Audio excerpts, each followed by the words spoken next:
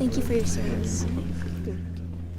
Yesterday at the Warhawk Air Museum, on the 75th anniversary of the day the Battle of Iwo Jima began, Nissa High School students got to meet and thank a World War II veteran and hero.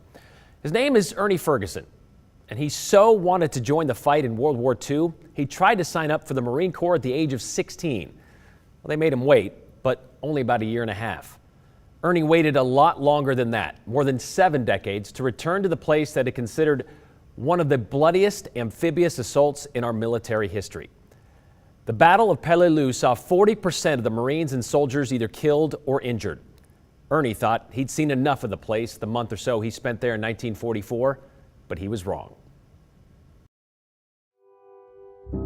A lot has been said about the intrinsic value of a photograph, but sometimes a picture carries more weight than any amount of words. Our motto was in World War II, ours is not the reason why. Ours is just to do or die. Sergeant Ernie Ferguson will be 96 years old this November. How you feeling? Feel good. Good. But way back in 1942, in the middle of World War II, Ernie joined the Marines as soon as he turned 18. I liked the uniform. And I liked their spirit. He wanted to go where the action was, so they sent him 6,700 miles across the Pacific, where on September 15, 1944, the 1st Marine Division hit the shore of Peleliu, a tiny 2-by-6 mile link in the Palau Island chain. Peleliu was in the first wave. Ernie, part of Company B, 1st Battalion, 5th Regiment, remembers landing on Orange Beach, but his feelings he didn't commit to memory. I don't recollect being scared. You must have been, but you don't have time to be scared. He was supposed to head to the airstrip, the primary purpose of what is now seen as a questionable military acquisition. The Japanese were not going to give it up easily. I emptied my rifle, stepped back where I could reload, and the man behind me stepped up and machine gun caught him. Nearly 10,000 Americans were killed or injured in Operation Stalemate 2. It was supposed to have been a 3-day battle, and I was there for about a month. By day 2, Ernie remembers reaching his objective. I was the first one to the airport. I felt kind of lonesome out there by myself, dodging machine gun bullets and crossing that airport.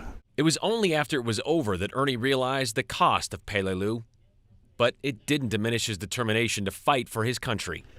I may get a little emotional sometimes bringing us back, but we was either going to win or we wasn't coming back.